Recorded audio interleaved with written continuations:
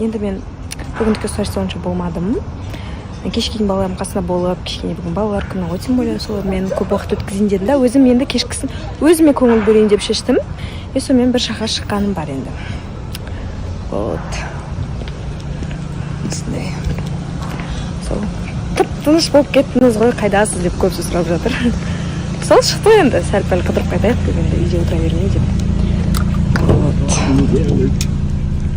Саламатсыз ба? Қайға баратырық деп қойыз? Қалайсыңдар? В общем, менің кішкене ұйқым ауысып кетті. Бүгін негізі андай бір жақсы настроймен бір күшті контент істеп, бір нәрсе істейін ба деп ойлағанмын ғой негізі. Бірақ кішкене ұйқым ауысып кетіп, күндіз ұйықтап, түнде өмір сүретін болып кеттім. Не істесем болады достар? Таблетка ішіп ұйықтайын ба, или андай 24 сағат ұйықтамай, кешке шаршап сразу ұйықтайын дейтін теманы қолданамыз ба? Бір нәрсе істеу керек көп түрінде болмайды.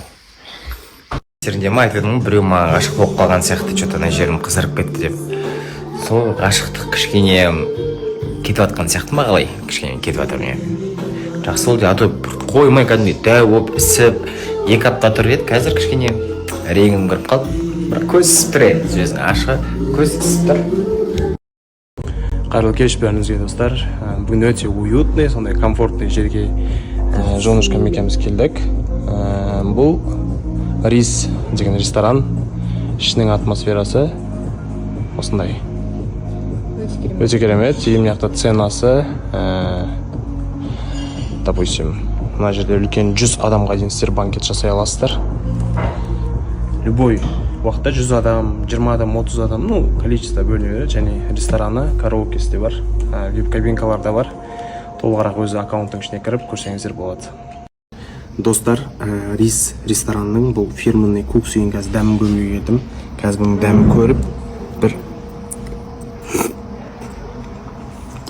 араластырып ішемін, қазір вообще масқара болады. Содан кейін айтқым келіп тұрғаны міне, мынандай бұл жерге келесіз, чисто говядина, еттен, міне, біреуін, екеуін, үшеуін сабаласыз. Міне, мына жақта қараңыздар. Мына жақта қараңыздар. Креветкеден 2 штук креветке қосамыз. 2 штук салаттар арнайы жасалған. Салаттарын біреу, салатынан екеу, салатынан үшеу қосып аламыз міне. Міне чуть-чуть кетчуп добавить етіп жібереміз. Біраз көреміз. Бисмилля. Оң қолмен жеу керек.